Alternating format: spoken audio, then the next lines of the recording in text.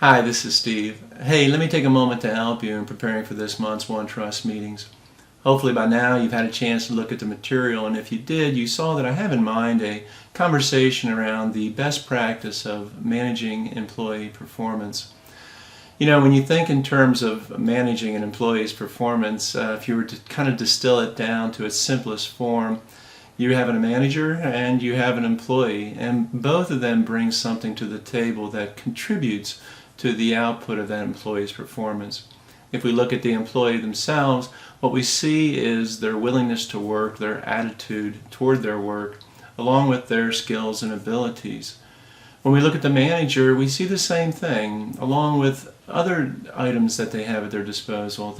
Because they are a manager, have available to them discipline and rewards, how they choose to communicate, along with how willing they are to empower the employee to do their work. Those are just a few of the inputs that we have in mind, but when you weigh these things into balance, what really contributes to the employee's performance is probably more heavily weighted toward the manager than it is the employee.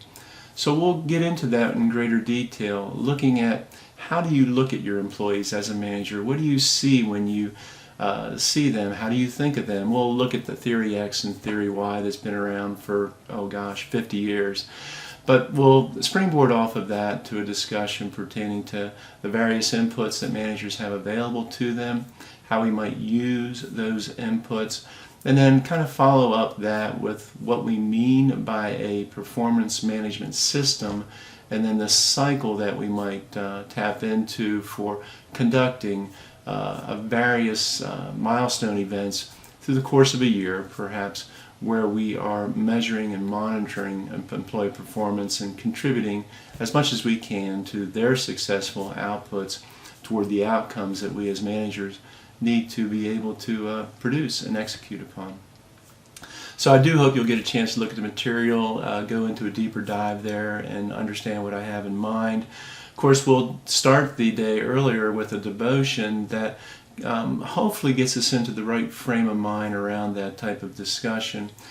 You know, every one of us has a default leadership style. It's simply the way that we lead. But because we're good leaders, we also know that we can adapt into different styles when the circumstances demand it.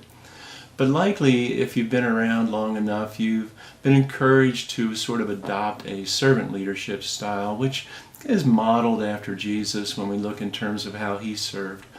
But I would like to go one step further beyond just servant management and speak in terms of shepherd leadership. What does that look like? I think it's more akin to the way that Jesus led, and I'd like to just have a discussion with you as to whether or not we might consider adopting that as our default leadership style as we seek to lead others for the glory of God.